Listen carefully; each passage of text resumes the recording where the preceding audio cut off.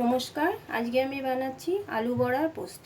তার জন্য কি কি উপকরণ চাই: সেদ্ধ করা 3টে আলু, পোস্ত বাটা, কাঁচা লঙ্কা পেঁয়াজ বাটা, আদা আর লঙ্কা বাটা, টমেটো বাটা আর নারকেল বাটা।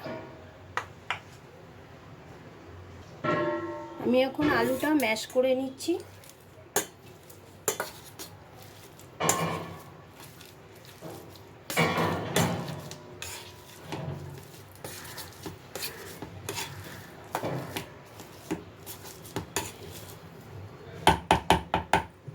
এর মধ্যে আমি আদা আর একটা কাঁচা লঙ্কা দিয়ে বেটে রেখেছিলাম, ওই পেস্টটা দিয়ে দিচ্ছি।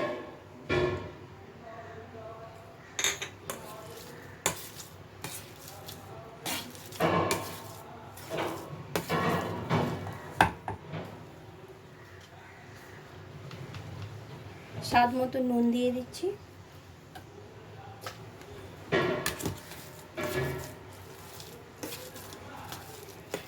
এভাবে ভালো মতো মেখে নিতে হবে। কড়াইতে এবার আমি তেল দিয়ে দেবো। এটা সর্ষের তেলেই করতে হবে। একটু বেশি করে তেল দিতে হবে বড়াটা ভাজার জন্য।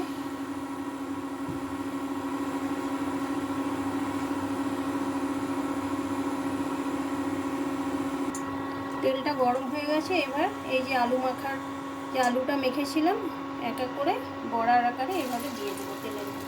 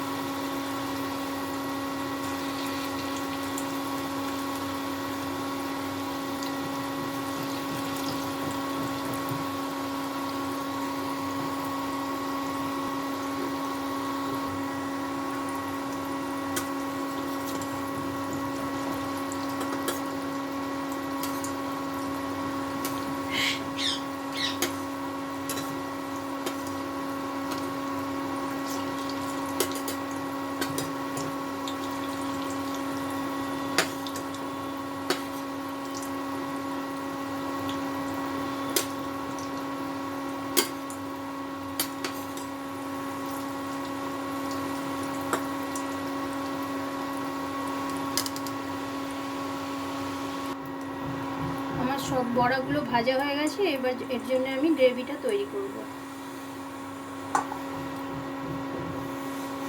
এর জন্য কড়াইতে আমি আরেকটু সর্ষের তেল দিয়ে দিচ্ছি।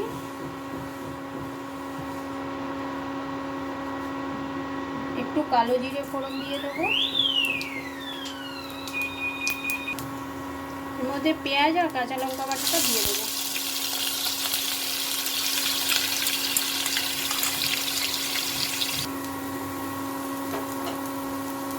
পেঁয়াজটা ভাজা হয়ে গেছে। এবার আমি এর মধ্যে টমেটো বাটাটা দিয়ে দেবো। একটা পুরো টমেটো।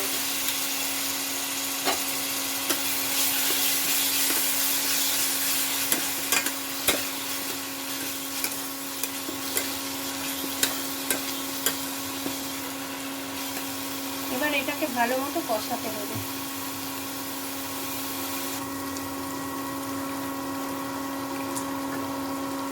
এর মধ্যে এখন আমি পোস্ত বাটাটা দিয়ে দেবো।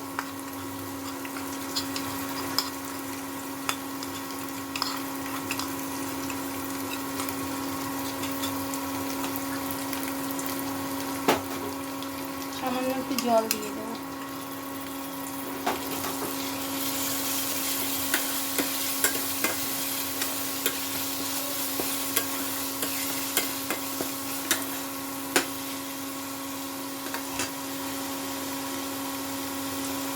সামান্য হলুদ গুঁড়ো,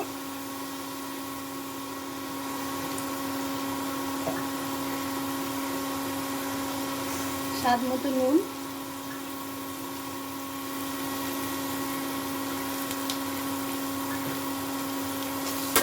এটা আমি ভালো মতো কষিয়ে নেব। 2-3 মিনিট কষিয়ে নেব।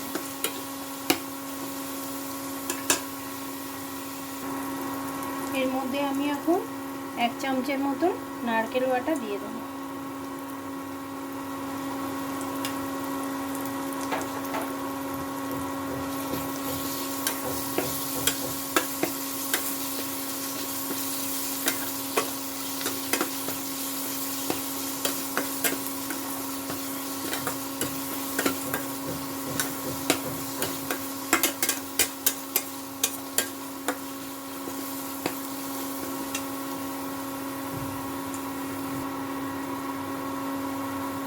এর মধ্যে আমি এখন জল মিশিয়ে দেবো।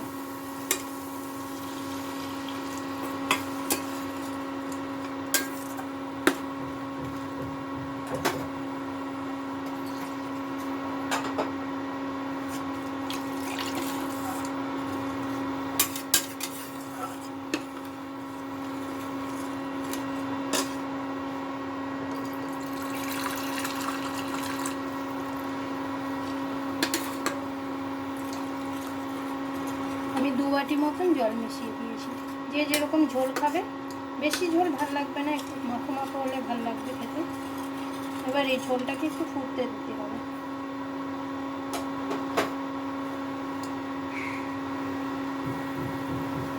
ঝোলটা ফুটে গেছে, এর মধ্যে আমি কাঁচা লঙ্কাগুলো 3-4টে কাঁচা লঙ্কা চিড়ে দিয়ে দেবো।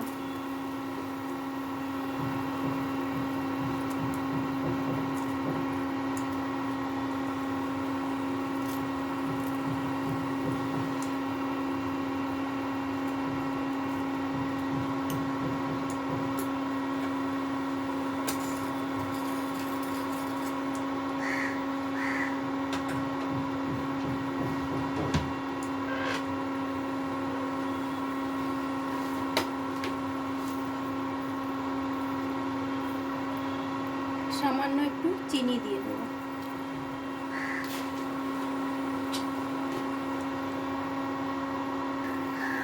সামান্য একটু কাঁচা সরষের তেল ওপর দিয়ে দেবো।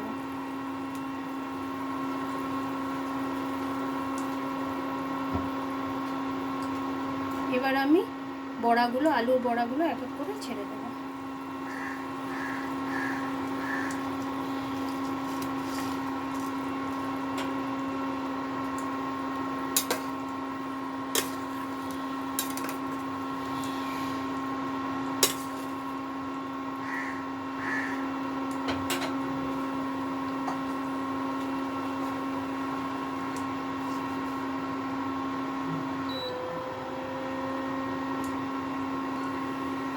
ফুটে গেছে, এবার আমি নামিয়ে নেব। বেশিক্ষণ ফোটানো যাবে না, কেন আলুর বড়া তো নরম হয়, তাহলে গলে যাবে। এবার আমি নামিয়ে নেব।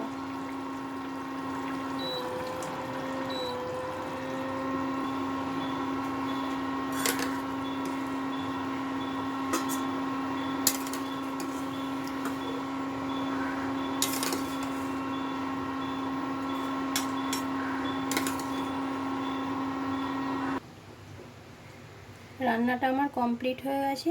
দেখুন দেখতে কত সুন্দর হয়েছে। একবার হলেও বাড়িতে বানিয়ে খাবেন, খুব ভালো লাগে। আর যদি ভালো লাগে তো একটা লাইক শেয়ার করে দেবেন।